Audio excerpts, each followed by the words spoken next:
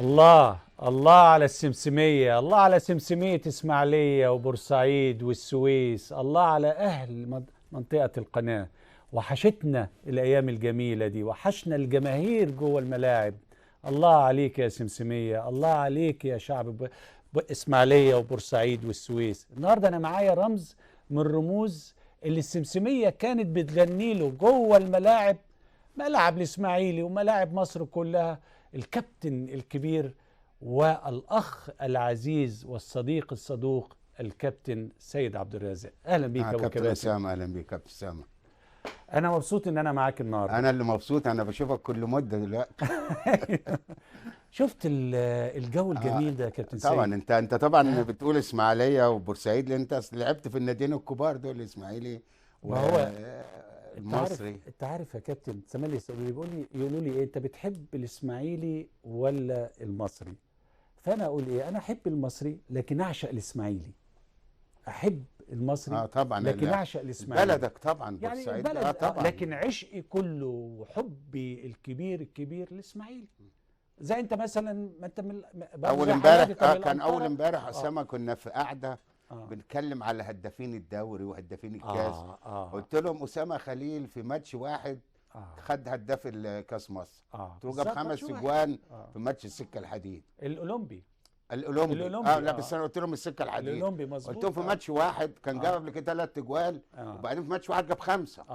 فبياخد. قلت لهم كان زمان الهداف ما يجيبش دلوقتي 12 هدف و14 هدف وهداف، او بيجيب 30 40 25 كده، يعني اقل حاجه كده. كابتن سيد، فاكر احنا في سنه من السنين انا وانت وعلي ابو جريشه جبنا كابتن علي 66 هدف. 66 هدف. ايوه 66 هدف للنادي الاسماعيلي. الاول والثاني والثالث.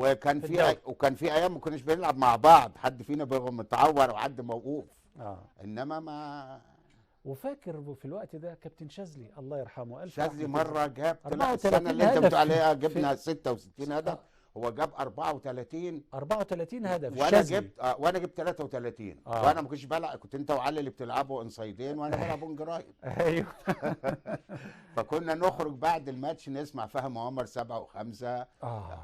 واحنا في العربيه فاكر. واحنا جايين من اسماعيليه جايين على القاهره. لا انا عاوز اقول حاجه جميله. يعني انت لحقتنا، احنا الجيل قبلك بمجموعه. انت لحقتنا. شفت احنا كنا كلنا اسره واحده بنحتضن بعض. ما فيناش حد كبير ولا حد صغير. وسامه وهندي وابو امين ومحسن وحسن ولا كنا نحس بيها خالص ولا حاجه. انت فاكر كنا نلعب التقسيمه؟ انت عارف بنلعب ماتش تقسيمه، ده عاوز يكسب وده عاوز يكسب، ويروحوا في الماتش اللي قاعدين بره عاوزين اللي جوه يكسروا الدنيا. ما حدش مستني واحد يطرد ولا واحد يتوقف. كان في روح وفي حب وفي ولاء. امال ايه؟ هي الروح ديت يا كابتن سيد في الوقت ده، روح الفريق، رغم ان احنا ايه اللي جاي من بورسعيد، لا اللي دلوقتي جاي بقت اسامه روح الفلوس من القاهره، اللي كان جاي. الاول ايه الفرق بين كان الاول؟ لا في فرق كتير. الاول ولائك وانتمائك للفانيلا، النادي اللي بتلعب له، يعني ولائك لانتمائك للنادي اللي انت بتلعب له. انما دلوقتي ولائك وانتمائك لمده العقد. العقد بتاعك 3 سنين، انت بتحب النادي 3 سنين لغايه لما تمشي. تحب النادي عقدك 2 سنين بتحب، وبعدين اول ما تلاقي اللعيب مسك الفانيلا وبسها تعرف انه هيمشي على. طب انت ازاي حكمت عليه بالشكل ده؟ ما هم كل اللي عندنا كل واحد يمسك فانيلا الاسماعيلي، واحد رايح مثلا بيعملوا له محطه عشان يجي مثلا اهلي او اي نادي، فيعملوا له محطه يروح يلعب في السعوديه، يلعب في الامارات، يلعب في تركيا، كل اللي مشي من عندنا كده. فاول ما الجماهير تيجي عليه يروح ماسك فانيلا، يروح بايسها بالسن يقول لهم مشي. كابتن سيد، تفتكر احنا في وقت من الاوقات لما كنا بنسافر بقى من اسماعيليه رايحين اسكندريه رايحين ليه من هنا؟ احنا مش كنا بناخد من هنا اتوبيس نروح نتمرن في اسماعيليه ونيجي؟ ما انا قصدي على كده. يعني تفتكر في الوقت ده واحنا ما كناش بنحس بالوقت؟ يعني برضو للساده المشاهدين، خفه الدم اللي بتطلع من اللعيبه جوه الملعب. الله يرحمه حسن مختار وهندي وابو امين انا بنفكر جماهير اسماعيليه ما انا بقول الجيل، انتوا الجيل الثاني، اسامه ودابو وهندي وابو امين ومحسن مصطفى وعلاء السردباك، اسمه علاء ايه؟ علاء الطويل ده. طويل. وابو ليلى وخليفه الله يرحمه ومكاوي ومكاوي وحسن مبارك. ما قلت حسن مبارك بس سمعنا في امريكا دلوقتي. هو في امريكا فعلا. فانتوا الجيل جيتوا علينا انا وعلي وابو جريشه ومولد درويش وحسن مختار. عملنا بيكم تيم وبعد كده بعد ما مشوا جمت مجموعه اتفرج على اللعب الجميل والاسم ده الانجلبير ده يا كابتن سيد. ده اخر ماتش النهائي بتاع ده الماتش انت جبت جونين في الماتش ده يا كابتن. جبت جونين. الاسماعيلي كسب 3 انت جايب منهم جونين وعلي ابو جريشه جايب منهم جون. شوف المهاره وشوف دي فرقه زائر دي اللي هم دلوقتي اللي هم زامبيا دلوقتي اللي هم اقوى فرقه. لا هي انت قصدك زائر اللي هي لا زامبيا لا مش زامبيا الفرقه اللي هي بتاعتهم ايوه يعني شوف هنا شوف الانتشار في الملعب وشوف الاسلوب اداء الهجومي للنادي الاسماعيلي. الاسماعيلي يلعب ليكسب ليفوز بالمباراه. يعني التدريب يعني شوف انت برضو يعني مش عاوز اتكلم عليك عشان ما اقولش انا بجاملك. شوف انت برضو من نادي الاسماعيلي اللي محترف في امريكا اول محترف. فانت يعني الاسماعيلي برضو مسمع دولة اسمه مسمع ما يجيش اسامه احتراف ويجي ده احتراف وده احتراف. فالاسماعيلي احنا فرقه كان ينقصنا الماده بس احنا لا ينقصنا اي شيء في الدنيا غير الماده. الماده بس. يعني انت شوف احنا كنا بنستحمى بخرطوم. لما تحكي كنا بننام تحت المدرجات. لما تحكي وبعدين فيناش واحد راح للنادي قال له انا محتاج ولا انا عاوز فلوس ولا انا عاوز شقه. يعني انا اتحدى اي مخلوق في اسماعيليه يقول لك انا عمري طلبت طلب من اسماعيل قلت له ما عاوز جنيه عمري. اتحدى اي مخلوق. انا لما اقول للناس دلوقتي انا ما عنديش شقه في اسماعيليه ما حدش بيصدق رغم كل المحافظين اللي جم صحابي. انما عمري ما قلت انا محتاج. انك بتحب الفانيلا ما بتلعبش للمقابل. انا يمكن ما خدتش فلوس من الاسماعيلي غير لما بشتغل معاهم. امسك قطاع الناشئين او مدير كوره باخد بس المرتب يدوني مرتب يضحك. يعني تلاقي صاحبي او زميلي في الاهلي والزمالك باخد 70 80 الف وانت بتاخد 8000 7000 ويقول لك ده ناديك ده بيتك وانت موافق. وبتشتغل بحب. ده ناديك بتشتغل بحب. فمناش حد في يوم من الايام راح للنادي ده جون على ابو جريشه ولا ده الجول الاولاني. ده جول شوف كابتن سيد شايف اكتر من 100,000 متفرج في استاد القاهره. ما كانش اسامه ده لا في اهلي ولا زمالك وانتوا لعبتوا بعدها على طول. لعبتوا معانا بعدها على طول. بعد يعني دي 69 دي 70 ده 70 انا انضميت على طول. وانا كنت 16 سنه في الجزيره. فاكر في الجزيره بالظبط يا كابتن. بالظبط. فانت شو اول ما جيت كلنا احتضناك يعني فعلا قلنا الريو انت روح الفرقه البس ازرق انت الفرقه واسامه يلعب انجليفت وبعدين احنا محركين انوس قلنا اسامه انت هتلعب راس حربه. والله لا اصل يعني انا فاكر يا كابتن سيد في الوقت ده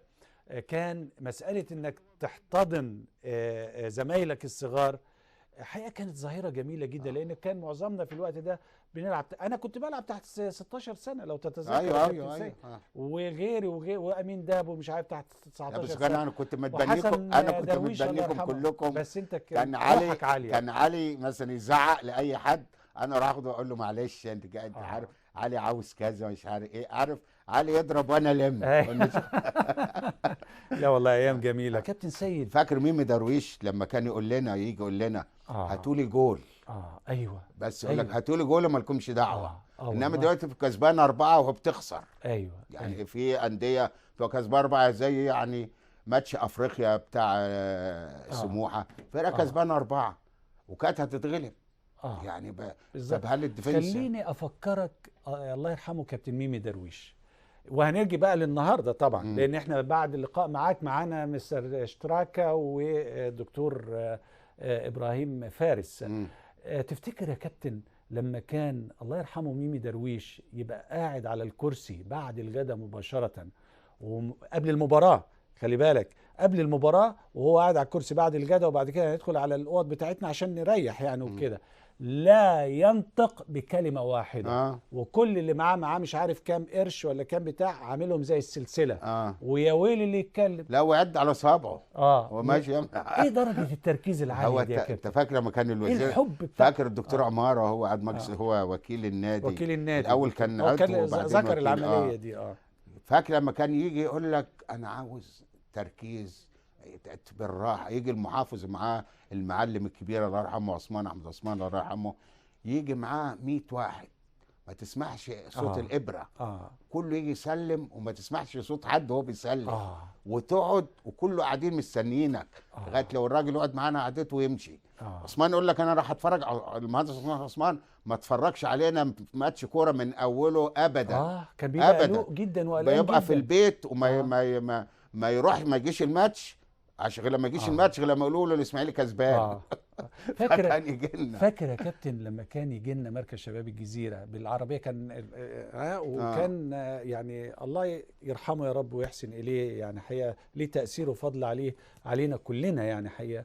وكان لما نقعد معاه ما تحسش ان ده عثمان احمد عثمان، لا لا لا. الشخصيه الاجتماعيه الكبيره، وقاعد في الابوه.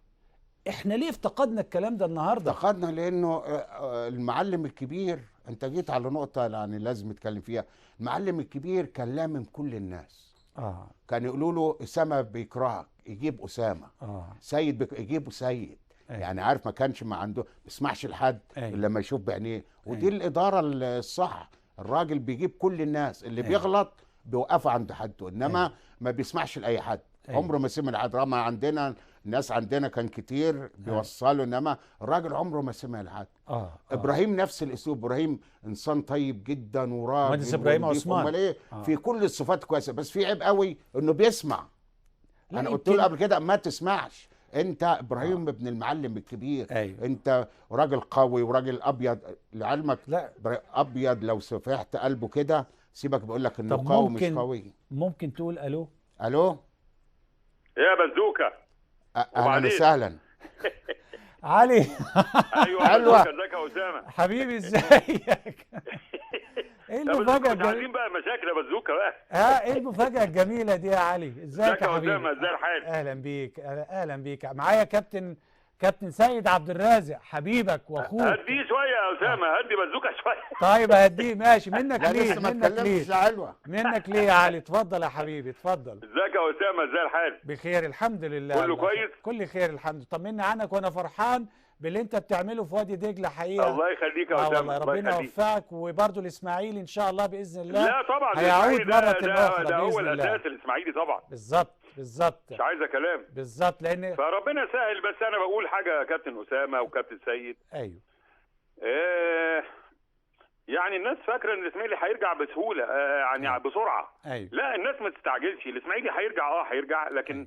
الناس ما تستعجلش، لان انت جت عليك فتره برضه يعني كانت صعبه شويه. ايوه. وكان الماده يعني قليله في النادي واللعيبه كانت بتطفش بمعنى اصح من النادي. ايوه. وعشان كده الاسماعيلي بدا يعني كان بيبيع معظم نجومه واحسن نجومه. انت حضرتك لكن انا شايف الفتره. نعم حضرتك بتتكلم على مجالس الادارات السابقه يعني. بتكلم على مجالس الادارات، وبتكلم على ان الفتره الحاليه شهدت استقرار. ايوه بالظبط. يعني الى حد ما. وخطوات انا شايفها ايجابيه. أيوة. اللي هي مثلا ان معظم اللعيبه الكويسين الصغيرين وقعوا، ما كانوش عايزين يوقعوا للنادي، وقعوا دلوقتي عقود للنادي جديده. ايوه. زي عواد حارس المرمى، وزي ابراهيم حسن، وزي فتحي وغيرهم يعني. فدي خليني اقول لك خبر حلو، انه انضم عواد للمنتخب برضه. والله يستحق يا اسامه، يستحق. أيوة. واللي يستحق برضه معاه محمد فتحي لعيب كويس جدا. بالظبط. ويستحق برضه لانه ينضم للمنتخب وكده. أيوة. فعايز اقول ان الفتره دي يعني لحد ما في استقرار شويه يا اسامه. أيوة. وسيد يعني فيها استقرار شويه. فبالتالي انا شايف ان مع الاستقرار هتبتدي الامور تتصلح. أيوة. وخصوصا ان في لعيبه يعني واعده وفي لعيبه كويسه. أيوة. وحتى انا شايف حتى اللاعب اللي جاي ريتشارد ومعاه كالديرون، الاثنين لعيبه كويسه، عايزه وقت شويه عشان الانسجام. أيوة. لكن لعيبه اضافات انا شايفها كويسه. رائع. فانا بس بنطمن نقول للناس ان يعني الاستعجال في ان الاسماعيلي يرجع زي زمان دي لا، هتاخد خطوات شويه. أيوة. ومع الوقت ان شاء الله يرجع الاسماعيلي، لان الاسماعيلي يعني من العناصر طبعا الانديه الشعبيه عموما، الاسماعيلي والمصري والاتحاد. أيوة. بجانب الاهلي والزمالك، دول عصب الكره المصريه. مفيش شك. بس يا علوة السنه دي من نفس المجموعه، اللي في مجموعه من اللي جت احنا قلنا راينا فيهم انا وانت. طبعا المجموعه اللي موجوده دي احسن مجموعه بتاع السنه اللي فاتت 100 مره. ما هو برضه لما يبقى على فكره هو المجلس الاداره الحالي برضه يعني كان في مكانين فجاب 2 لعيبه، على لانه كان في 28 لعيب متسجل. اوكي. فكان في مكانين. انا شايف ان الاضافات اللي جت كويسه. أي. يعني في لعيب استبدال و2 لعيبه انا شايف اضافات كويسه. وعلى فكره برضه ابو سيدي، يعني انت لما بتجيب لعيبه مش كل اللعيبه اللي هتجيبها هتبقى كويسه. لازم هتتضرب في 2 3 لعيبه، ويبقى 3 كويسين و3 اقل شويه. لكن مش كل الانتدابات اللي انت بتجيبها هيطلعوا لعيبه يعني على اعلى مستوى، لا. هي كمان القدره على الاندماج السريع مع الفريق برضو يا علي، يعني هي بتاخد بالزبط. شويه وقت، وانا متفق معاك تماما. بالظبط. لكن بالاضافه بقى يا اسامه الولاد في ولاد صغيرين كويسين يعني في ولاد كويسين عايزين فرصه، ان شاء الله ياخدوا فرصه، عيال كويسه. وطول عمر الاسماعيليه ولاده، يعني الاسماعيلي دايما عنده نجوم. بالظبط. كل عمر الاسماعيلي من قبل ما نلعب، ومن قبل ما شحته ورضا وايام سيد ابو جريشه وبيضو وفتحي نافع وصلاح ابو جريشه. كل الاسماعيلي طول عمره عنده هدافين وعنده نجوم. وعنده لعيبه في منتخب مصر من يوم ما عرفنا الاسماعيلي يعني. بالظبط. ما دي حاجه يعني على الاقل جماهير الاسماعيلي الدراويش يعني. نعم. ومش مساله الاطمئنان، مساله انت قلت حاجه جميله، وكابتن سيد برضو حقيقه كنا بنناقش الموضوع ده، ان في نوع من الاستقرار هيأثر بالقطع فنيا على الفريق داخل الملعب.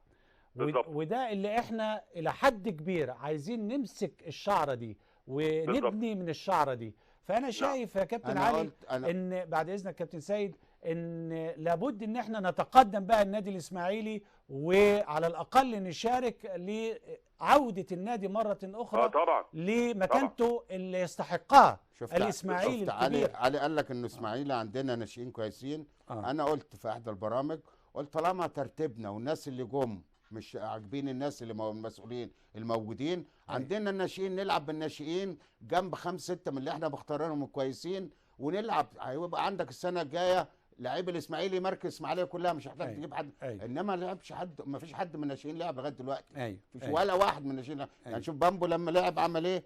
خد فرصه. عندك ادي فرصه للموجودين. عندنا ناشئين كويسين جدا جدا جدا. عندنا نفس المجموعه اللي طلعها على ابو جريش، احمد فتحي وحسن عبد ربه والمجموعه دول. المجموعه كتير، انا مش عاوز انسى منهم حد. ايوه يا علي، نفس المجموعه موجوده دلوقتي. الناشئين بعد اذنك يا كابتن. اتفضل يا علي. الناشئين لازم يبقى مناخ كويس عشان تقدر تدفع بيهم. خلي بالك انت في دلوقتي في مرحله عدم اتزان شويه. لما الفرقه تستقر شويه وادائها يستقر وتبقى كده هتقدر. يعني برضو الناشئ ابو سيد محتاج يتحط في وقت مناسب، يلعب في وقت مناسب. الا الفلاتات الكبيره، في فلاتات بقى تلعب في اي وقت. مش مهم بقى وقت مناسب ومش مناسب. فانا بشوف انه الدفع بالناشئين برضو ليه مقاييس وليه معايير لازم نخلي بالنا. ان الفرقه دلوقتي ما هياش في حاله استقرار فني عالي. يعني يا دوب انت عامل ماتش كويس من ضمن 4 5 ماتشات. مع الوقت ممكن في الاخر تدفع بالناشئين. لما الامور تستقر، لما الاداء الفني يستقر، ممكن تدفع تحط لعيب واعد كويس جدا يقدر يمشي. يعني انا شايف انه كل حاجه يعني هتيجي بوقتها. يعني برضو ما هي وجهة نظر برضو رعاية. تفتكر يا علي ايام مستر تومسون لما المجموعة بتاعتنا وعمل احلال وتبديل، وكان موضوع التوقيت كان في غاية الأهمية، والناس كلها كانت خايفة على الإسماعيلي. ايوه الفرقة كاملة. يعني خلى حسن مختار، ميمي درويش، على ابو جريشه، سيد عبد الرازق، بس احنا الاربعه بالظبط. وشان نصر وحوده وعبس وسماري وامين ابراهيم ونصر وسيد حامد. خلينا اسال كابتن علي برضه يا كابتن سيد، طب ايه الفرق بين امبارح والنهارده يا كابتن علي؟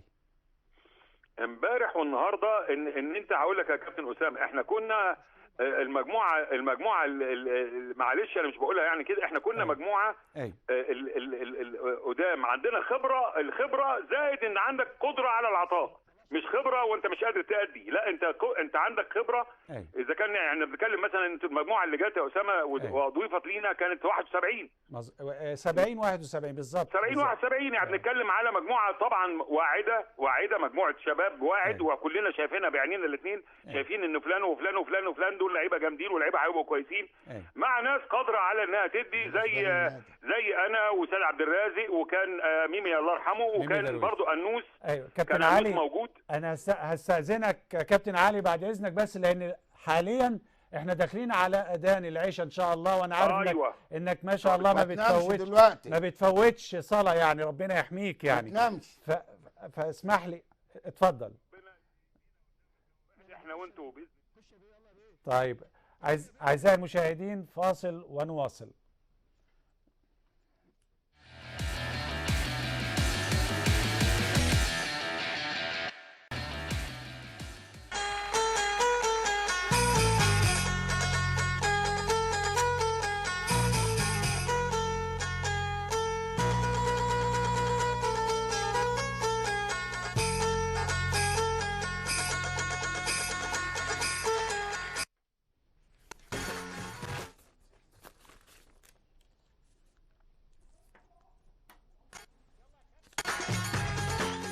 أهلا بكم أعزائي المشاهدين مرة أخرى مع برنامج من 6 ل 9.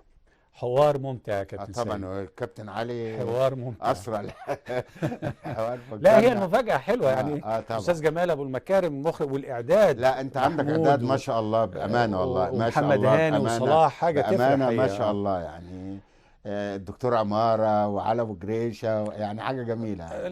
الفنيات الحلوة والإداريات الحلوة يعني احنا بنتكلم على رغم علي كان بيكلمني الصبح بس فجأة طبعا هو فجأة جميلة طبعا. هي فجأة حلوة. هو علي بص علي بيتكلم. المفاجأة الحلوة انك انت كمان معانا في الاستوديو. ربنا يخليك يا يعني انت نجم كبير يا كابتن سيد. وقد ايه احنا حقيقة اللي ما شاف السيد عبد الرازق يسألني عن سيد عبد الرازق. ما احنا لعبنا مع بعض كابتن سيد. انا لسه بقول لهم في الاستوديو واحنا بنلعب، وانا كنت بقى عيل صغير وانت كابتن سيد عبد الرازق، كابتن علي ابو جريشه، وانا اصغر منكم يعني. بس انت لعبت معاه منتخب كمان. ما انا لعبت. تخيل يا كابتن سيد الاثنين اللي شالوا شاره المنتخب من الاسماعيلي، انا وانت بس، احنا الاثنين بس. ويشوف دي حاجه جميله يعني. الواحد لما يرجع كده بالذاكره في الفتره دي، ودي حاجه في تصوري يعني فكرك بماتش حاجه جميله. انت مش عارف فاكره ولا لا؟ في بروندي بالظبط. رواندا سألوا على الفرقه. سألوا على الفرقه 76. سألوا على الفرقه لقوها يعني ما عندهاش فكره لسه جديده في الكوره مش عارف ايه. فكنا 17 واحد. فجم قالوا لي كابتن سيد تقعد، قلت لهم لا. قالوا ما تريح، قلت لهم لا. انا بره، انا ال 17. ايوه كان معاه الشاذلي. ايوه. فقالوا للشاذلي تقعد، قال لهم اقعد. فما لقوش طبعا اسامه. انت جبت 4 اجوال، احنا كسبنا 6. كنت في بوروندي بالظبط. في بوروندي كانت دي البدايه. وجينا مصر اتعادلنا. كنا هنطلع بضربات الجزاء. ايوه في استاد القاهره. فانا بقول لك يعني جميل. طبعا جميل. ذكريات كويسه طبعا. لا طبعا كابتن زيد والله لسه بقول لهم يعني قبل ما ندخل على الهوا، انت كنت تجيب 20 كوره تحطهم على خط ال 18 وتراهن. ما كانش فيه مراهنات بس يعني هو رهان كلام يعني. كنت بتمرن عليها ان كل كوره خلي بالك من 18 بتشوط، مش بتشوطها بقوه، بتشوطها بليسنج، بتشوطها بطريقه بالراحة. يعني بتاخدها من تحت وتيجي في العارضه. انا عملتها وانا في دوره في انجلترا. فالراجل قلت له طبعا عارف فيه كان تونسي راجل سوري كان مترجم. فقلت الراجل انا هلعب 5 كور هجيب منهم 3. قال لي كان بيدي الدرجه 5 من 5. كان علينا بيدي كل واحد توبس انه يعمل تمرين. فقال لي لو جبت ال3 دول هدي لي 5 من 5. فانا جبت ال5. جبت ال5. طبعا. فاداني الراجل 5. لا يعني هي في ادي الاسماعيلي كمان في احدى المباريات على المونيتور يعني تسجيل الاهداف طبعا.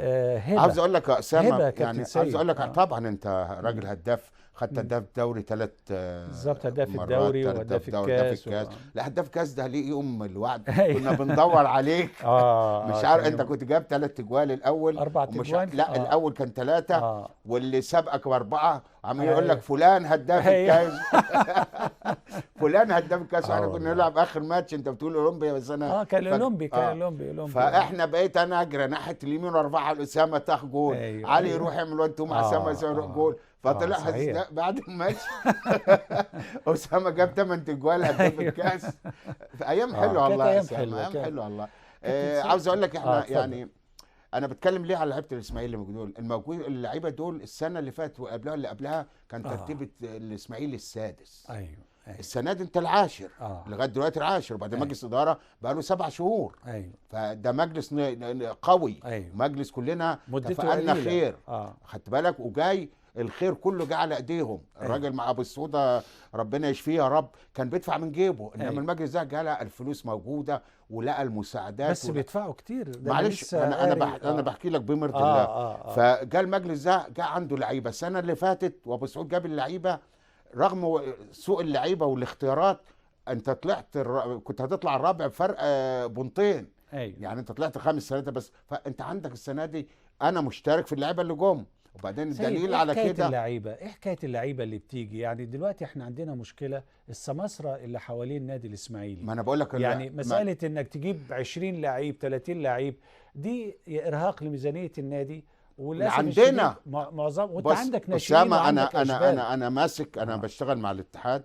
انا ماسك 5 مناطق. ماسك منطقه سينا والسويس، اسماعيليه، بورسعيد، الشرقيه، ماسك جميع منتخبات الناشئين. من 95 لدلوقتي عاملين منتخب 2002. يعني 95 و96 و97 و98 و2000 و2002 6 منتخبات. انا عندي 97 و98 احسن 7 لعيبه موجودين في المنتخب. منهم خد معتمد معاه ناس على طول. من الاسماعيلي قلت لهم لعبوا زي ما علي قال لك، ما نقدرش نزقهم زق واحد واحد. في كذا برنامج قلت طالما انتم مش بنلعب على الدوري ومهزين واللعيبه انت بتقولوا اللي جم دول وحشين، ما تلعب ولاد النادي الصغيرين. زقوا كل ماتش واحد. طب ايه ليه ولاد خوف النادي؟ ما ده الخوف. اشبال النادي خوف من ايه يا سيد؟ ما هو احنا دلوقتي في المنطقه الوسطى اللي هي انا في الامان دلوقتي. لا انت هتنافس على دوري، وده اللي انا هقوله لمستر اشتراكه. عارف يعني اكسب بقى اسامه، اكسب بقى ان انا اطلع لي من الدوري ده ب3 4 لعيبه ناشئين. وعندي ما شفت لما زقيت الواد بامبو لعب كويس، عندك شكري لعب كويس، بعدين انت اديت اعراض، بعدين مشيت ناس كويسين. خلاص ده رايك واحنا بنحترم رايك وانت بقى المسؤول. في ظهرك برضو، عمرنا ما نهبشك ولا حاجه، انما برضو خد راينا. احنا برضو ده احنا الاسماعيلي. يعني احنا زي ما شفتوا المكالمه، رضا وشحته والعربي ويوسي وامير عملوا الكيان، حطوا الاساس واحنا كملنا احنا كملنا الاساس. يعني احنا برضو مش صغيرين يعني. فخد راينا، مش عاوز تاخد راينا، خد راي اسامه، خد راي علي، خد راي فلان، لينا راي. انما ما تجيبليش واحد موظف عندك تاخد رايه. لا انا عايز اقول لك ايه يا كابتن سيد، يعني شوف احنا بنتكلم فنيا، لما نيجي نتكلم فنيا احنا عندنا ده شوف جابوا لك على المونيتور على طول يا كابتن سيد ناشئين الاسماعيلي. ده تقرير الكاميرا راحت اسماعيليه، وده فريق تحت 20 سنه، انت جايب منه لقطات ها؟ 88 98 ده 98 97 97 98. عندي 4 يلعبوا في اي نادي. اوكي في اي نادي. تمام. وما بياخدوش بطولات لانه خايفين. أوكي. انا قلت حاسبوني، وانا من عندك من خلال المنبر بتاعك بقول لك حاسبوني، لو ما زقتش 3 4 هتلاقي السنه الجايه عندك كل اللعيبه ال11 ماركه اسماعيليه. بس عاوزه قوه مش عاوزه خوف. ما انت كده هتقع في مشكله مع السماسره. ما تحرقوا السماسره. انا مالي السماسره، هم اللي ما يروحوا يعني السماسره كله هم اللي عمالين يجيب كل يوم يجيب لك لعيب. وانا لما انت تجيب لي لعيب، انت سمسار تجيب لعيب، انا بقى يعني ما عنديش نظر، ولا انا ما عنديش اداره، ولا لا ده انا قاعد على الكرسي. ده انا اللي بدير. انا اللي بدير. انت كان ايام المرحوم عثمان احمد عثمان كان حد يجرؤ غريب يخش النادي؟ غريب حد يجرؤ يجي النادي؟ ولا مخلوق جه النادي. اسماعيليه هم ولاد اسماعيليه، اسامه وهند وابو امين وشبال الاسماعيلي لما مشوا الكبار. وبعد اسامه جبنا دابو من لا في حازم وفي حازم وعماد ومحمود حسن. يعني انت قصدك يا كابتن سيد ان الاسماعيلي بيفرغ ناشئيه وبيديهم الثقه وبيديهم المسؤوليه في الفريق الاول. ده كان منهاج كبير جدا ماشي عليه الاسماعيلي، بس النهارده اختلف الامور. ما انا عشان كده بقول لك ايه، يعني انا مثلا بتجيلي تساؤلات كتيره من جماهير الاسماعيليه، وبيتكلموا دايما على الناشئين ودايما على اعطاء الفرصه للاشبال والناشئين، وده كله مطلبنا. ليه؟ لان هم دول اللي على الاقل هيدوا لك لمده 10 15 سنه. الملخص انت كابتن سيد اصطدمت سؤالي لحضرتك، يعني ان ده مش ماشي مع الاتجاه اللي بيع اللعيب وشراء اللعيب وهات لعيب من هنا واثر عليه من هنا. لا انا معاك. كان الاول انا لازم ابيع لعيب عشان اصرف.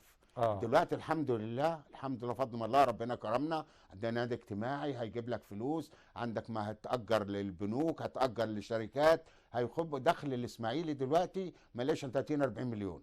وانت ما بتصرفش المبلغ ده لو الدنيا غير. لو انت لو هتجيب لعيبه كويسه هتصرف طبعا. انا مش اسامه، انا مش عاوز. لا لعيب ستار، اجيب واحد ستار، اجيب اسامه خليل، اجيب علي ابو جريشه، اجيب الخطيب، اجيب زيزو، فاروق جعفر، حسن اجيب واحد كده. انما عندي كل لعيبه شبه بعض. وبتفرق ايه؟ انه ده لابس فانيلا حمراء وده لابس فانيلا بيضاء.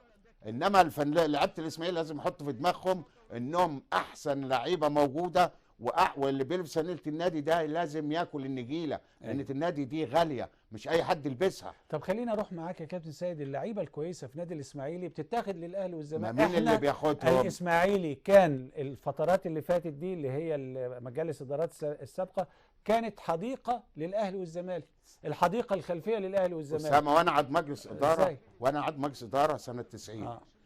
حمزه الجمل كان ليه مشكله، لما ضرب الحكم وتوقف سنه. انا فاكر. بعتناه الامارات يلعب في الامارات. كان انور سلامه وصلاح حسني، واحد مدير كوره واحد مدير فني، راحوا مدوا حمزه وجابوه وادوا له شقه هنا وخلاص. حمزه لعب في النادي الاهلي. قابلت كاب صالح حسين الله يرحمه، قال لي كلمه واحده، قال لي يا سيد مش هنخسر نادي كبير ومحافظه عشان حته لعيب. كده قال لي مش هناخده.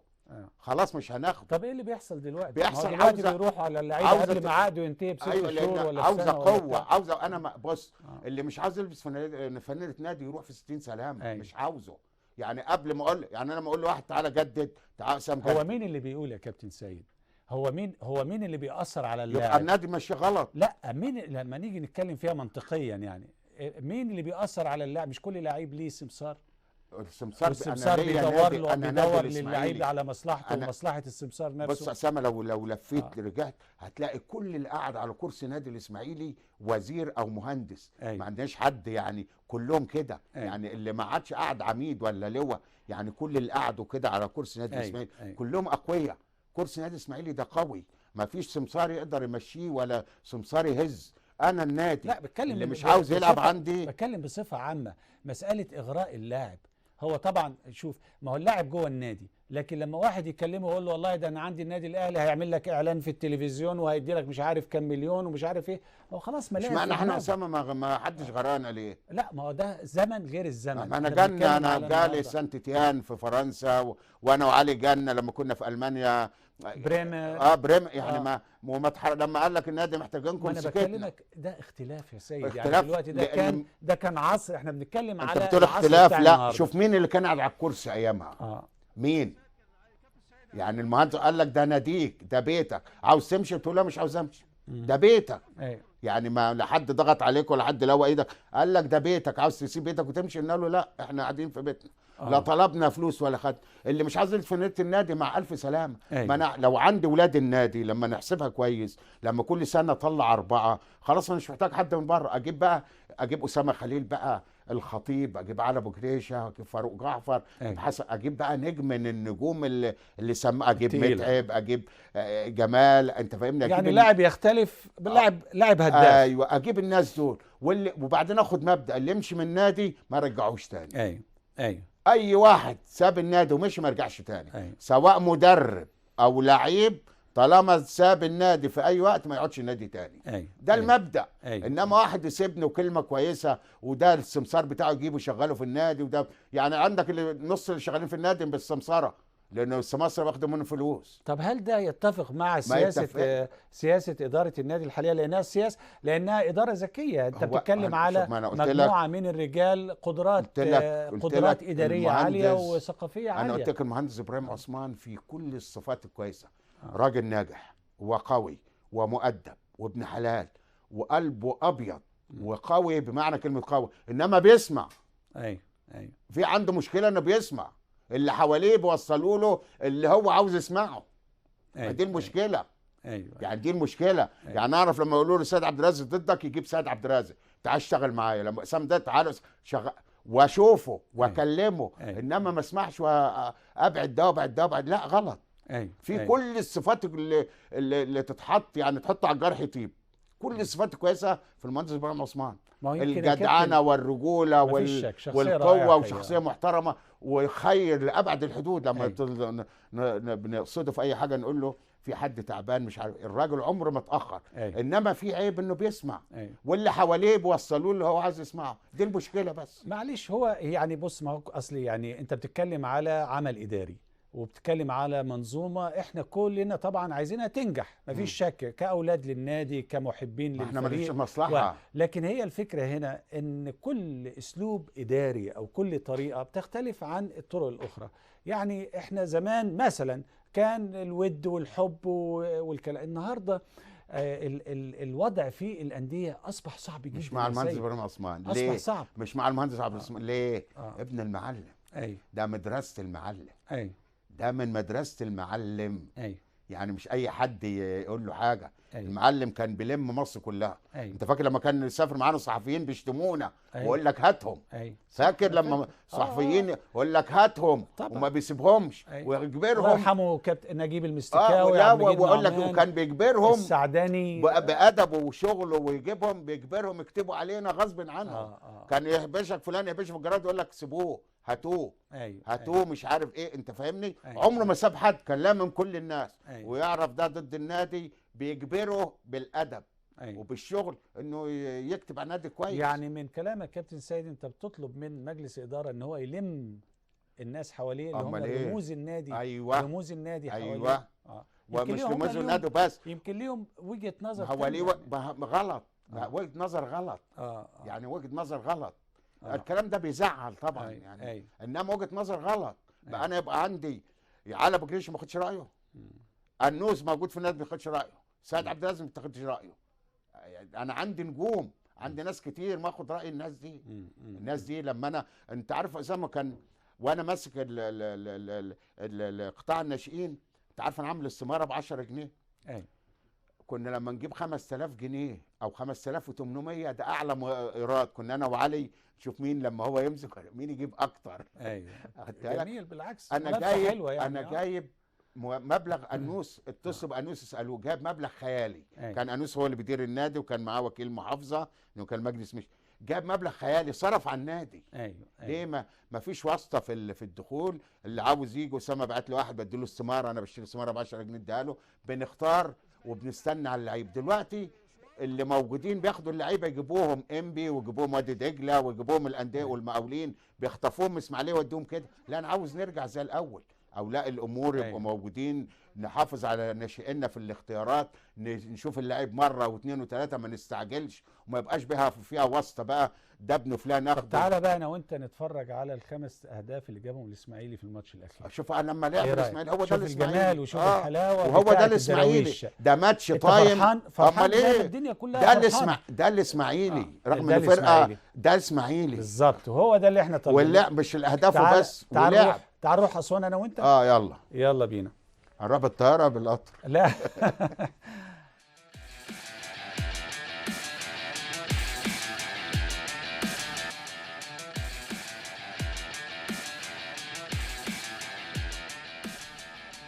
الله على الاسماعيلي. ده بص سيبك من المكسب من الخمسه 13 تعادل. انا سيبك. وفجاه الاسماعيلي يجيب برضه انا مش فرحان مش بالخمسه. الخمسه مع نادي زي المقص زي التعدين والاخير مش فارقه. انا فارق معايا لعب بس جابوا جوان يا سيدي. لا فارق معايا لعب الاسماعيلي. وبتلعب الكره على الارض. كان الاول تلعب البالونه دلوقتي تلعب على الارض. الروح بقت كويسه.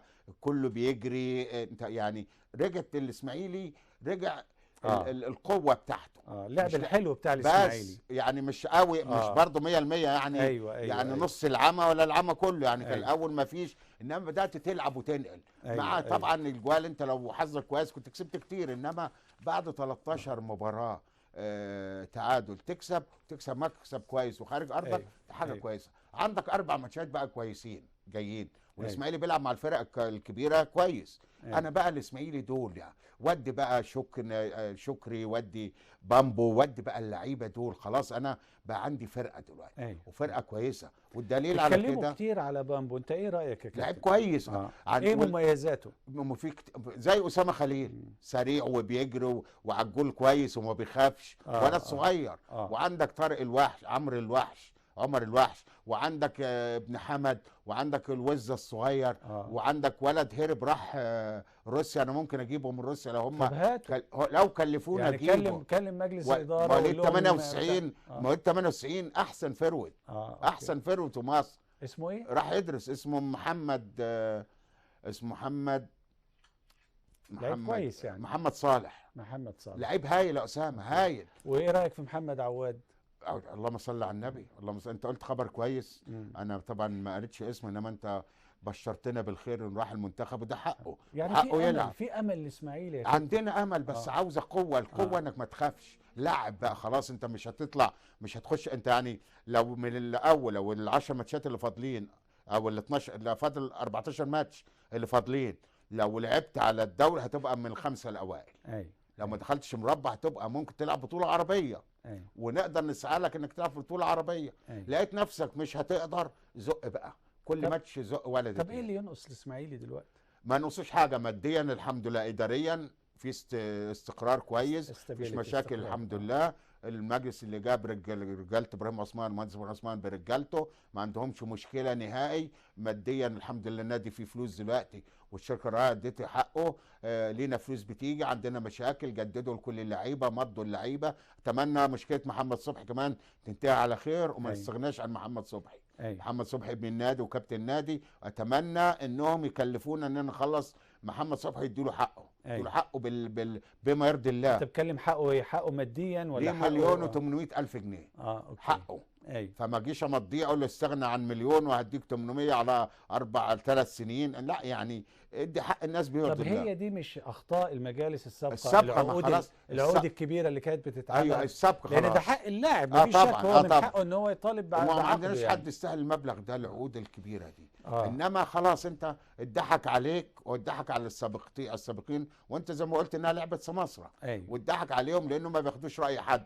كل اللي بيجي هو عنتر عاوز يعمل لوحده، ما بياخدش راي حد. انما خلاص بقى التجربه دلوقتي. عندك ناس تاخد رايهم، عندك الفلوس بقى، الليفل بتاعك كده بقى، العقد بتاعك، السقف بتاع عقدك بقى 1,200,000 الاحسن لعيب. ولو ان في ناس بيقولوا انه في عقود كبيره طبعا من تحت الترابيزه. اتمنى ما يكونش صح طبعا، لان انا ما شفتش بعناية، سمعت سمع، وانا باخدش على السمع طبعا.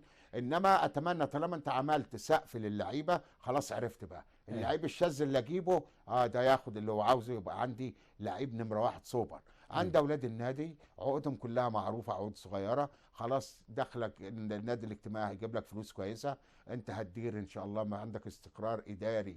لو دخلت انتخابات كلنا في ظهرك وكلنا هنديكم. اذا مشيت في شهر 7 حد جاني تاني، المجلس اللي هيجي تاني احنا في ظهره، مش يعني هنفضل ورا كل يعني الناس. انت شايف ان المجلس حاليا يعني حقيقه برضو ماشي في انا بقول لك احنا في إصلاحي، ظهره. يعني لو رشح نفسه إصلاحي. احنا في ظهره، احنا ورا كل يا اسامه. كل واحد يخدم النادي، صح. احنا في ظهره، صح. اللي ما يمسش النادي نشيله فوق دماغه. الجمهور يا كابتن سيد، يعني احنا لان جماهير الدراويش برضو قلقانه، هي اتعودت على التميز، خلينا نحط التعبير الصح. جمهور الاسماعيلي حاسس ان هو فريق متميز، وجماهيره حاسه انهم متميزين في الاداء، في السمعه، في جمعيه الاداء، الحاجات دي كلها. طب ايه دور، ايه اللي ممكن تقوله للناس دلوقتي؟ انا اجيب الناس هم بيحضروا التمارين.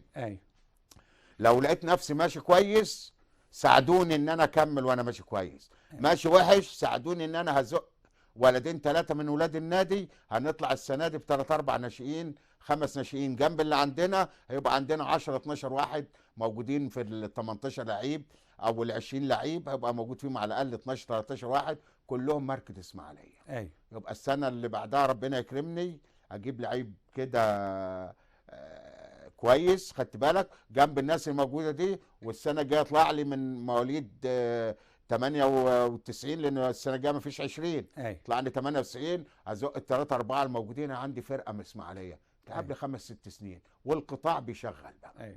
يعني انت عايز ترجع مره ثانيه تهتم باولاد النادي يا اسامه الناشئين؟ يا اسامه احنا لما بنقول احنا 4 حسن مختار وميمي درويش الله يرحمهم الاثنين، وعلى ابو جريشه وسيد عبد الرازق. احنا جيت اسامه خليل وابو امين وهندي وامين دابو وحسن مبارك، خدت بالك، وحسن درويش الله يرحمه. لما جيتوا كلكم انتوا ولاد النادي، واحنا جبناكم من بره ولا انتم من ناشئين النادي. ده كلام لما احنا مشينا طلعت لكم انتوا اللي بعدنا بقى. واللي بعد فات النادي بيلعب. بس يمكن يا كابتن سيد ان النهارده في عصر الاحتراف، وان لعيب يطلع، لان مشكله الاسماعيلي النهارده انه ما فيهوش هداف. يعني النهارده لما بنتكلم على قوه ضربه في النادي الاسماعيلي فنيا ما فيش هداف يا كابتن سيد. دي بقى شغل مدربين يا اسامه. مين اللي بيمسك عندك القطاع تحت؟ انت عندك القطاع كان سايب من 3 4 سنين. يعني انت بيطلع لك دول شاذين. يعني انا بقول لك، انا بتباهى اقول لك عندي 3 و4 من اشبال الاسماعيلي لعيبه شاذين، لان انت كمان بتاخدهم وتنمي فيهم حاجات وتمرنهم وتكلمهم وتعمل. فانت دلوقتي ربنا كرمك، جبت ولاد النادي السنه دي. لما جه المهندس بن عثمان جاب بقى المدربين بتوع النادي اللي كانوا زمان موجودين، جاب قناوي وجاب، هم مشوا دلوقتي طبعا راحوا يشتغلوا بره، يعني جابهم، كان الاسماعيلي محطه، جاب قناوي وجاب القماش وجاب اشرف خضر وجاب عاطف عبد العزيز واسماعيل حفني. دول ولاد النادي، دول المدربين. خدت بالك؟ بس انا كنت مختلف معاهم في حاجه، لانه كل واحد هنا جاب مدير. يعني انت عارف طبعا المركب اللي فيها رئيسين بتغرق، انما في 5 رؤساء. ده رئيس القطاع، وده رئيس المدير الفني للمدرسه كلها، وده المدير الفني للقطاع، وده المدير الفني للاداره، وده المدير الفني للجماهير. يعني فقلنا لا كتير. هو دلوقتي مشوا بقى، عندك خالد القماش مشي، واشرف خضر مشي، وقناوي مشي. هات بقى اولاد النادي اللي بره، عندك ولاد نادي كتير، هاتهم. عندك الحمد لله جبت عمرو فهيم ولد كويس، وعاوز، عندك احمد فكري الصغير موجود. انا مش عاوز انسى حد يعني من انت بتتكلم على القاعده، بتتكلم على مدربي المدربين اللي موجودين، هم دول اللي هيفرغوا هم اللي هيفرغوا. ما احنا اعزائي المشاهدين احنا بنحاول نلاقي بعض الحلول، يعني بعض الحلول من خبره كابتن سيد عبد الرازق وممارسته ومعاشرته للامور الفنيه داخل النادي الاسماعيلي. اتفضل يا كابتن. فعاوزين نعمل ايه يا اسامه؟ نجيب بقى واجه اسامه. ايه رايك يا اسامه؟ عاوز اعمل اكاديميه. انا يعني الاكاديميه اللي موجوده انا اللي عاملها، وانا مدير كوره. طب هقول لك، وانا مدير كوره قعدت اجيب من الدرجه الاولى به. انت عارف انا فكرتي المنتخب الثاني والمنتخب المحليين دي بتاعتي انا. وانا عملت محليين دلوقتي في محمد عواد من الاسماعيلي. ما انا دي الفكره بتاعتي، كان المنتخب الوطني أنا الثاني. فاكر بس انا فاكر فعلا. انا جايب كل من الدرجه الاولى به، هم جابوا الممتاز، انا كان من الدرجه الاولى به. وانا اسامه بعمل فرقه النادي الاسماعيلي وانا مدير كوره، كان معايا المهندس يحيى الكومي. بقيت اجيب الدرجه الاولى، وبعدين اخر يوم قلت ما تجيبوا فرقه 20 سنه اشوفها. خد بالك من الاسماء اللي قالها لك. شفت 20 سنه لقيتهم لعيبه ايه يا اسامه، مكسرين مصر، وخلاص هيمشوا، كانوا مشينهم، هتقفل عليهم الاوضه. اوكي. والله يا اسامه اقسم بالله قلت لهم كلام ما يتقال، لو ينفع اقول في التلفزيون كنت قلته طبعا. ما يتقال. مين يا اسامه بقى؟ عمرو السوليه، علي جبر، احمد عبد العزيز مودي. شوف الاسماء دول اللي هم مكسرين مصر. شوف علي جبر في الزمالك، مودي في في المقصه، السوليه في الاهلي. خد بالك، السعدوني كان في وادي دجله، اسمه غيث بيلعب بره دلوقتي. ما انت عملت شغل رائع يا سيد. يعني انا بيقولوا لي مثلا ايه على ذكر الكومي، يعني الاستاذ المهندس يحيى الكومي، ان احد اسباب مشكله النادي الاسماعيلي الماديه هي التعاقدات اللي عملها المهندس يحيى الكومي، والنادي الاسماعيلي دخل في مشكله كبيره جدا في تسديد هذه المبالغ. تمام. الله والله على ما اقوله شهيد. انا اقول لك بقى، كومي جاب مين بقى؟ جاب سيد معوض، جاب محمد فضل، جاب هاني سعيد، جاب الواد بتاع العراق، الفرد بتاع العراق مصطفى كريم لعيب رائع ده كمان. واللي جابوا معاه محمد شيحه، يعني خدم النادي فيه محمد شيحه بمرض الله. انا بحكي لك بمرض الله. الناس جاب الناس دول كلهم، يعني جاب الناس دول. يبقى ايه المشكله؟ انا الراجل مش معانا ولا هنشتغل معاه. لا انا بتكلم الناس بنقول بما يرضي الله. انا بنتكلم بصوت الناس يعني. والراجل دفع من جيبه، والراجل كنت اكلمه اقول له عاوز 800,000 جنيه او مليون او 700 او 600، والله العظيم اسوي لي السواق جاي لك بالفلوس ويبعت الفلوس. ما كانش عندنا مشكله ماديه نهائي. بس حاربوه ليه؟ هو الراجل الشهره. مين اللي حاربه؟ الكومي الشهره. مين اللي حاربه؟ ما انا هقول لك بقى. حاربوه دي كلمه كبيره قوي. لا الشهره، ما انا ده كان كل يوم في التلفزيون. ما هي الشهره يعني الشهره اصلا. ده قعد يا كابتن سيد ده في يوم، والله انا مره عملوا له احصائيه طلع يعمل بقى 4 مرات او 5 مرات. لا حوالي 400 وكذا، والسنه فيها كام؟ السنه فيها كام؟ 365 يوم لما يطلع في سنه. ايوه هي الشهره. بص اكتر من 400. الشهره هم بقى ايه بقى؟ في ناس عاوزين يقبضوا ما بيدهمش، بقى يزقوا على الناس. بقوا يشتموه. الراجل حتى لما رفع قضيه، الراجل كان صارف 13 مليون ونص. ومن الذكر اللي صرفه برضه المهندس حماد برضه دفع للنادي حوالي 10 مليون. نتذكر يعني الواحد يقول بما يرضي الله. برضه ابو السعود دفع للنادي حوالي 4 مليون او 6 مليون. انا ما اعرفش طبعا المبلغ ده، بس طب انا هل بقول ده لك بما كابتن سيد، يعني هل ده منطقي ان اللي يجي لازم يقعد يصرف، ولا يبقى في نظام داخل النادي الاسماعيلي وفي تنمية موارد؟ يعني بمعنى الناس دي لما بتيجي تمسك مجالس ادارات انديه كبيره زي النادي الاسماعيلي، هو في البرنامج الانتخابي بتاعه بيتكلم ويقول والله انا هعمل 1 2 3 4. اول ما يبتدي يمسك الوضع اختلف، وما عندوش غير حاجه واحده بس، عنده لعيب كويس بيعه واصرف على الفريق. تمام. كان الاول ما كانش يعني انت ازاي تيجي باجنده او تيجي بجدول؟ كويس، انا معاك. الاول ما كانش عندي اي دخل. يعني انت الاول لما كنت بتاخد مليون جنيه من ما كانش في شركه راعيه ولا حاجه، لما بتعمل مليون جنيه اعلانات او تاخد مليون جنيه من التلفزيون كنت انت عنتر. انما انت دلوقتي شركه راعيه بتدي لك اللهم صل على النبي 17 20 مليون. عندك هنقى السويس، الفريق مميش، ربنا يا رب يديله الصحه يا رب يبقى في السماء، وادى النادي 5 مليون وبعدين ادى النادي 2 مليون جنيه، وادى مصر برضه، وادى يعني عارف الراجل برضه. وبعدين عندك الاعلانات بقت تيجي، وبعدين عندك التلفزيون بقى يدي لك، انت بقى عندك دخل. وبعدين جات لك عقليه ابراهيم عثمان، جات لك عقليه تجاريه، عقليه بتاعت بيزنس. هيدور النادي بالطريقه اللي هو عاوزها، الطريقه اللي تجيب للنادي فلوس، فانت مش محتاج تبيع لعيبه. طب ازاي نجيب للنادي فلوس؟ ما اصلك انت ما برضه مش عايزين نقع في نفس المشكله ان رئيس النادي او مجلس اداره هو اللي يدفع من جيبه. انا عندي 28 علشان خلاص ما حدش يدفع يصرف على الفرقه. مش حد يدفع من جيبه. اللي يقول لك انا ادفع من جيبي دلوقتي قول له سوري. انت عندك انت ناسي حاجه مهمه جدا يا كابتن، بجانب تنميه الموارد ناسي البث الفضائي. ايوه. طب انا بقول لك اهو. ما انا هدي لك مثال. احنا دلوقتي بنتكلم على الدوري المصري. عدد اعضاء الفرق في الدوري المصري 18 فريق. تمام. لما يجي النهارده النادي الاسماعيلي بجلاله قدره ياخد من الشركه اللي هي مسؤوله عن البث الفضائي اللي هي الحصر، يعني يدي الاسماعيلي 5 مليون ولا 6 مليون ولا 7 مليون عشان يصرف فيه على فرقه الكوره، ده كلام غير منطقي بالمرة. طبعا غير منطقي طبعا. طيب يبقى فين المسؤوليه؟ لا خلاص دلوقتي انت السنه دي انت خدت 22 مليون ونص، واخد من التلفزيون حوالي 7 مليون ونص. ايوه. واخد. طب هل ده كفايه؟ ما انا جاي لك اهو. والشركه راعيه جابت لك اتوبيس وجابت لك ملابس وجابت لك حاجات. تمام يا كابتن سيد، معلش اسمح لي. ليه؟ لان لازم ادي لك المعلومه للاخير. لما انت النهارده جنبك السعوديه، الدوري السعودي، الشركه الراعيه هناك او محطه او قناه اللي هي اخذ البث الفضائي معطيه الاتحاد السعودي لكره القدم في 4 سنوات مليار ريال دولار. طيب كمان يعني 4 مليار ريال، يعني 20 مليار جنيه مصري في 4 سنين. لما تيجي تاخد دي يا كابتن سيد وتيجي النهارده تشوف الأندية المصرية بجلالة قدرها الدرجة الأولى اللي هم بيقولوا عليها أندية المحترفين، تاخد 90 مليون جنيه تتقسم على الناس دي كلها، يبقى فين العدالة؟ ما فيش عدالة. لأنك أنا عاوز أقول لك برضه ما تنساش نتائجك أنت السنين اللي فاتت.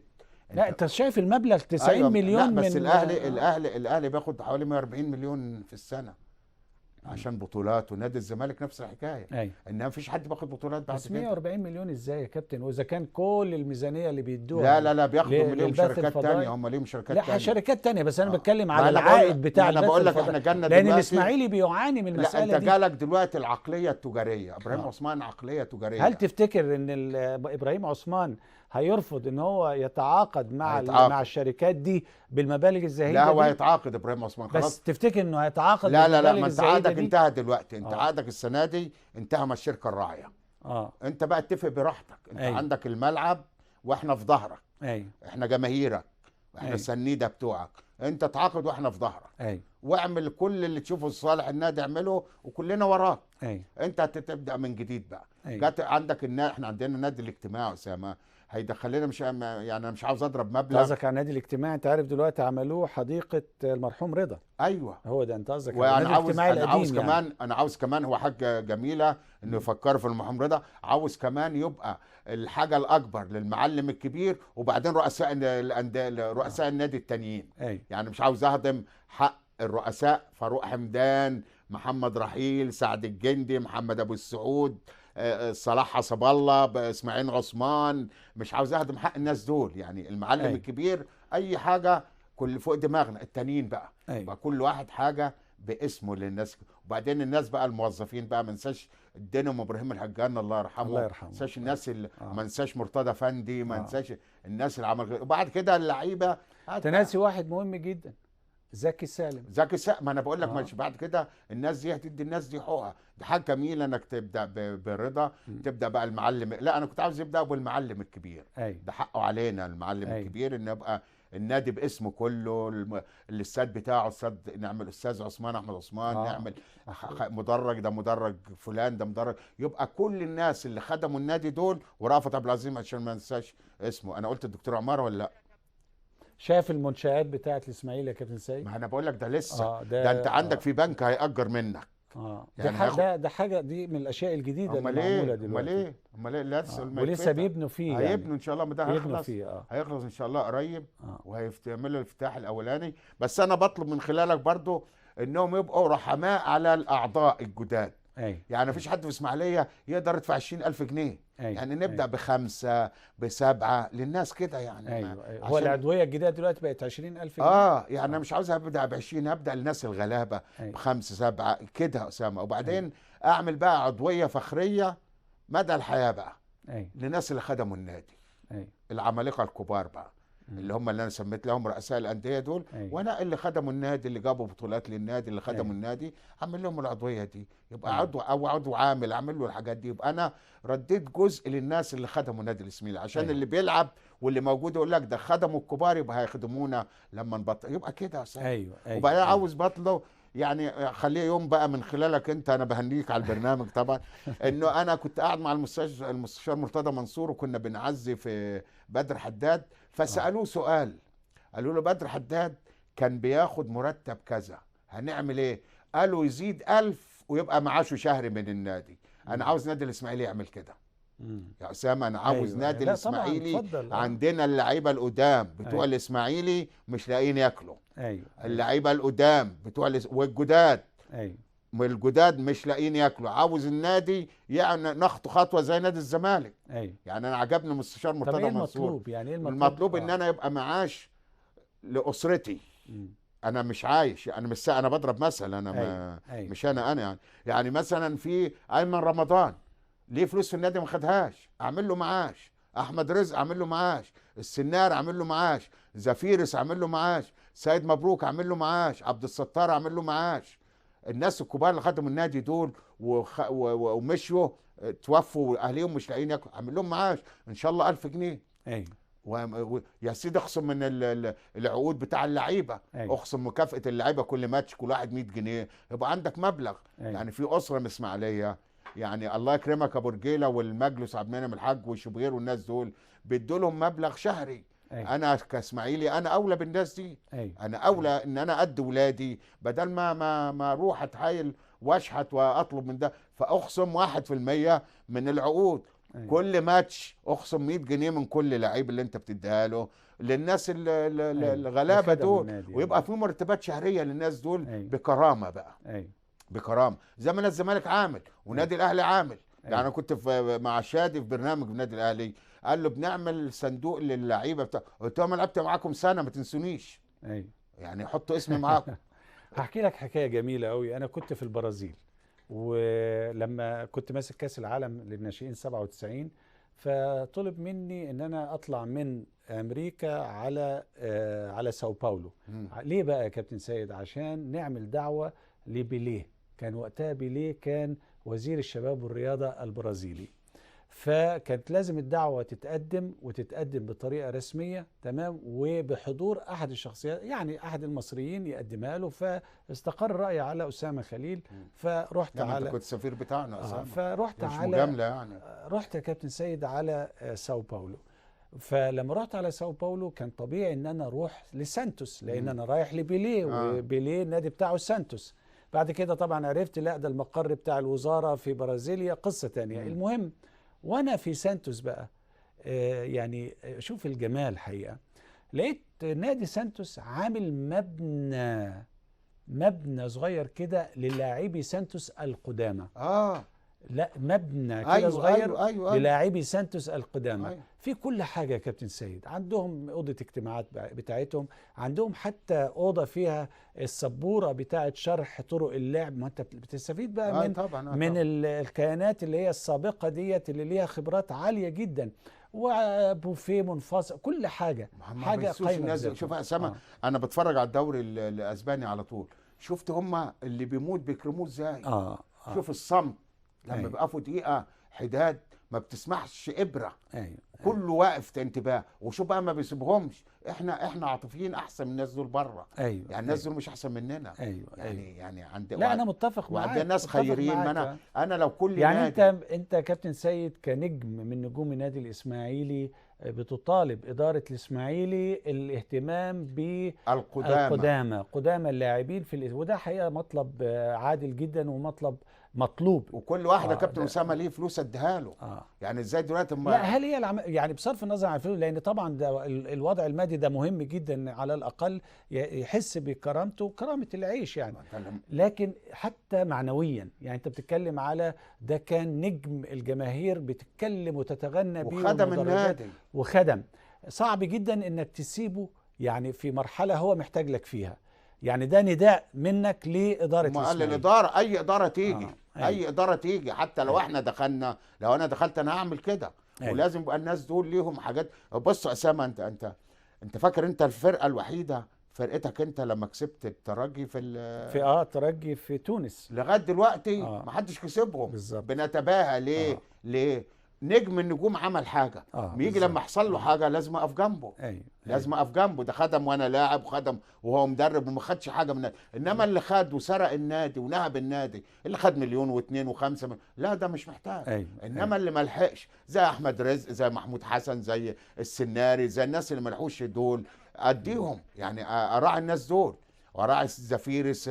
يعني الناس دول لازم اشوفهم.